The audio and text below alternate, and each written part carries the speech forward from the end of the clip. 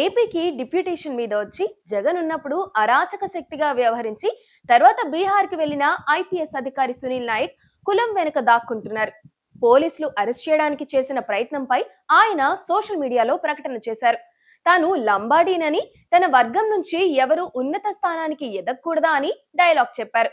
లంబాడా అయితే చట్టాలను గౌరవించకూడదని, విచారణకు రాకూడదని ఎక్కడా లేదు. తనపై వస్తున్న ఆరోపణలు, నమోదైన కేసులపై ఐపీఎస్ అధికారి సునీల్ నాయక్ సోషల్ మీడియా వేదికగా తీవ్రంగా స్పందించారు.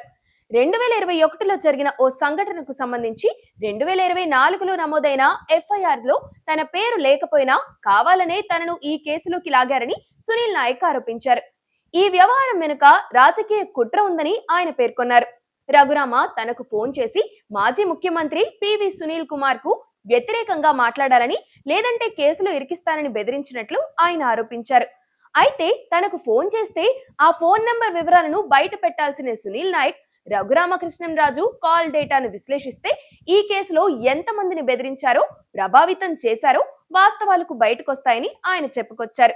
ఎవరిపై చేశారో అర్థం కాకుండా కొంతమందిపై సునీల్ నాయక్ ఆరోపణలు చేశారు. ఓ శుభకార్యం పేరుతో 4 కోట్ల రూపాయల విలువైన బంగారం బహుమతులుగా పొందినా విచారణ లేదు. హెచ్డిఎఫ్సి మేనేజర్ ను అడ్డం పెట్టుకుని చేసిన భూదందాలపై చర్యలు లేవు. ఇసుక, గ్రానైట్ మైనింగ్ దందాలపై ఎందుకు ఎంక్వైరీ చేయడం లేదని ప్రశ్నించారు.